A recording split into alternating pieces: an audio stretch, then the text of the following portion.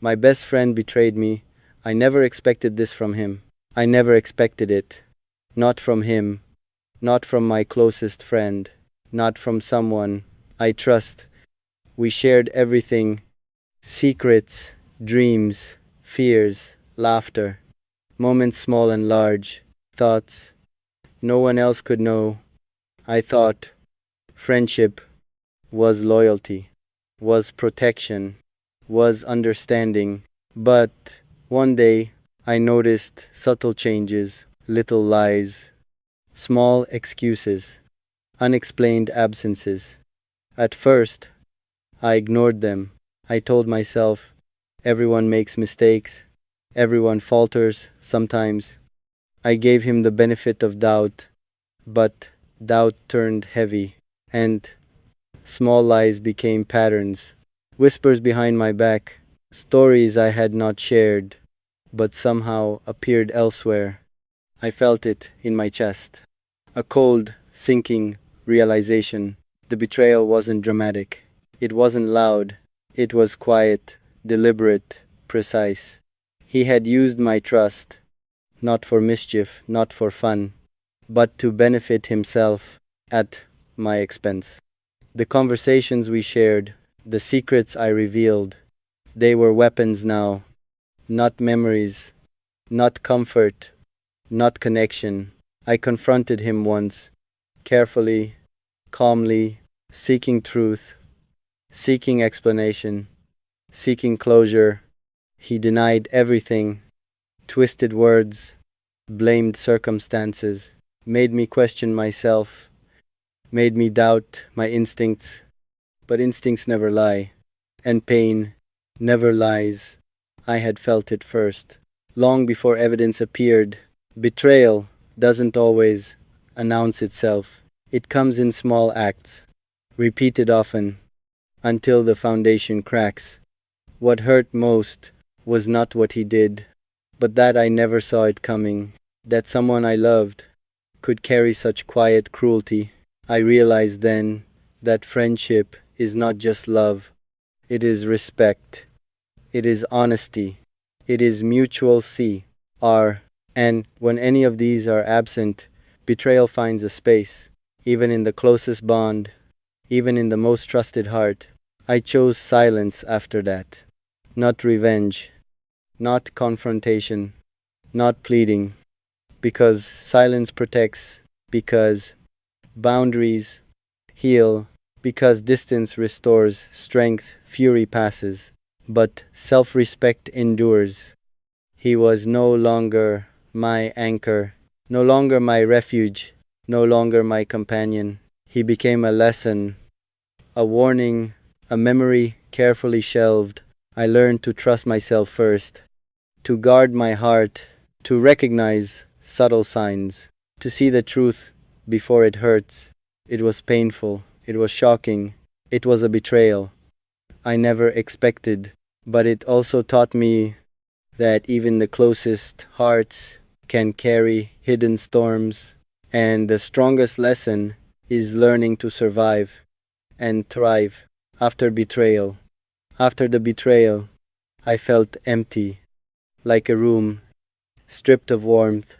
Every memory of him turned fragile. Every shared laugh felt hollow. Every promise felt like a trap. I questioned everything. The conversations, the secrets, the trust. I wondered when it started, when loyalty became self-interest, when love became calculation. I replayed moments, small details. I missed words he said, words he didn't say, glances, subtle shifts in tone, small decisions that weren't mine. It all added up, slowly, painfully, and yet my heart refused to hate him outright, because love does not leave instantly, even after betrayal. But I could not remain the same.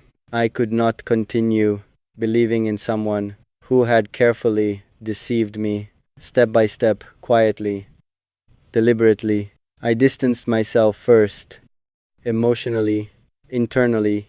Every shared thought, every secret, every reliance I withdrew.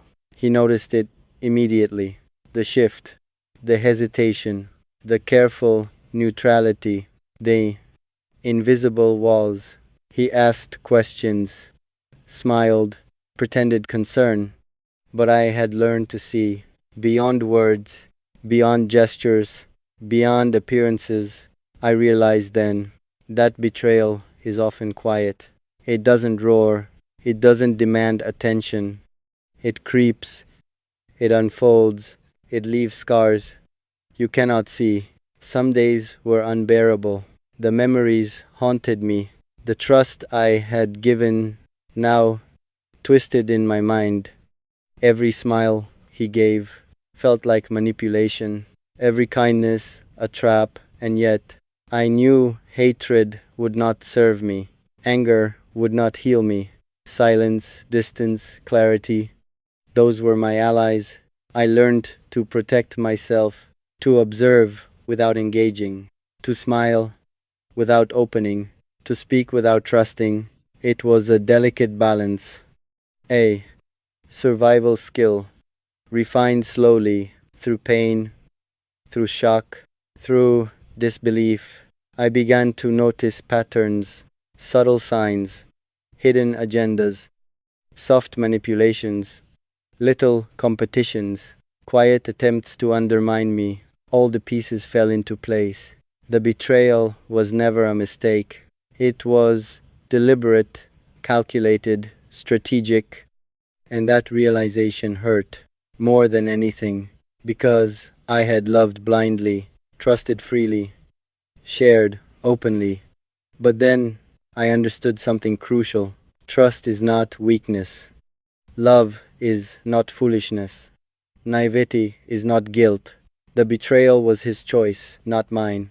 The deception was his path, not a reflection of my worth. I reclaimed my power quietly, not loudly, not vindictively, but deliberately. I strengthened boundaries. I limited access. I observed. I protected. I healed. Every small act of care for myself became a victory. Every boundary maintained became a lesson.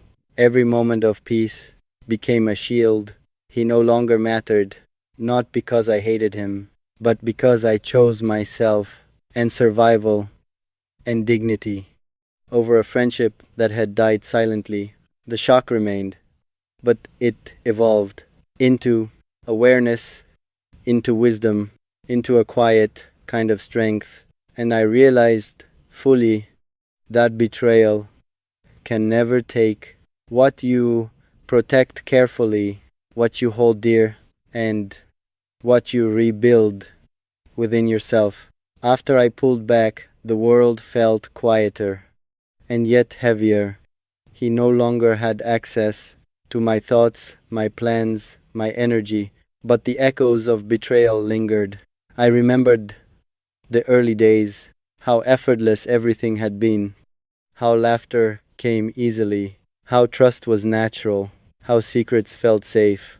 And I mourned that loss quietly, not loudly, not dramatically, but in the corners of my mind, where memories still breathed. Every time he appeared in my thoughts, a strange mix arose: sadness, shock, disappointment, and the faint sting of disbelief. How could someone so close, so familiar, so cherished, choose betrayal so carefully? I realized slowly that it wasn't personal, not truly. It reflected him, not me. His fears, his envy, his insecurities. Not my worth, not my value. But understanding didn't ease the pain. It only shaped it into something I could carry. Without letting it destroy me, I began protecting my heart, deliberately, fiercely.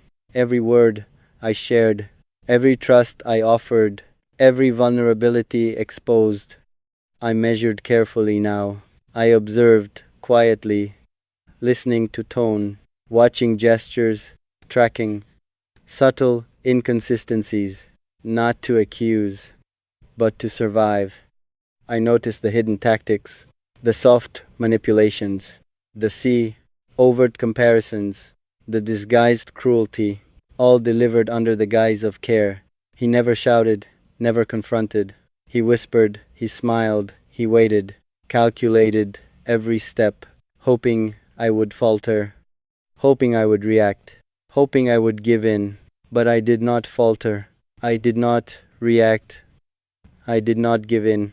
I learned to live silently, to protect joy quietly, to guard peace deliberately, to measure access carefully. Every boundary I set felt strange at first, like a foreign armor, but slowly it became natural. Slowly it became strength. Every act of self-care, every choice to disengage, every moment I prioritized myself became a shield, became a lesson, became a reclamation of power. And I began to notice something remarkable. I felt lighter, more grounded, less dependent on validation, less willing to be manipulated. The betrayal that once shocked me now fueled me, not with anger, but with clarity, not with hate, but with self-respect. I no longer hoped for apologies. I no longer sought explanations. I no longer waited for recognition, because the only approval I needed was my own. He existed in my life only as memory, only as caution, only as a reminder that not everyone who smiles at you deserves your trust. And that lesson, painful as it was, became my survival guide, my shield, my quiet strength. I realized fully then that betrayal can only hurt if you allow it to, if you continue giving access, if you continue expecting loyalty where none exists. I stopped expecting. I stopped giving freely. I stopped assuming intentions were pure. And in that space, I found freedom. I found calm. I found myself. And even though shock lingered, even though memories stung, even though trust had been fractured, I discovered something more important: the strength to survive, the wisdom to protect, the peace to heal, and the courage to live fully. Without him, days turned into weeks, and weeks into months. But the memory of betrayal still lingered quietly, like a shadow, always present, never spoken. I noticed how trust had shifted, not just with him, but with everyone. I became cautious, careful, observant, not suspicious, just aware. Every compliment felt measured, every question analyzed, every gesture examined for hidden motives, for secret agendas, for veiled intentions. It was exhausting at first to live this way, to weigh every interaction, to guard my heart so closely. But slowly, I realized it was necessary, not to punish, not to isolate, but to survive, to preserve my peace, to reclaim my energy. I began to notice small things, the subtle patterns of deceit, the quiet manipulations, the soft comparisons, the little ways people try to undermine joy without ever being obvious. And it scared me how often it happened, how easily betrayal could hide behind smiles, behind polite words, behind familiarity. But the fear was different now. Not paralyzing, not humiliating, not shaming. It was steady. It was cautious. It was protective. It was a reminder to respect my own boundaries, to honor my own peace, to value myself above all else. I stopped over-explaining, stopped defending, stopped trying to be understood. Because some people never truly want understanding. They only want control. I stopped oversharing, stopped giving access, stopped opening doors to those who might harm me, even silently, even cleverly, even gently. And in that space, I found freedom, I found clarity, I found strength, I found myself again. I began to rebuild trust, but carefully, slowly, deliberately, with people who deserved it, who proved it, who showed honesty and respect. Every small act of kindness, every gentle word, every shared moment became a choice, not a default, not a given. The shock of betrayal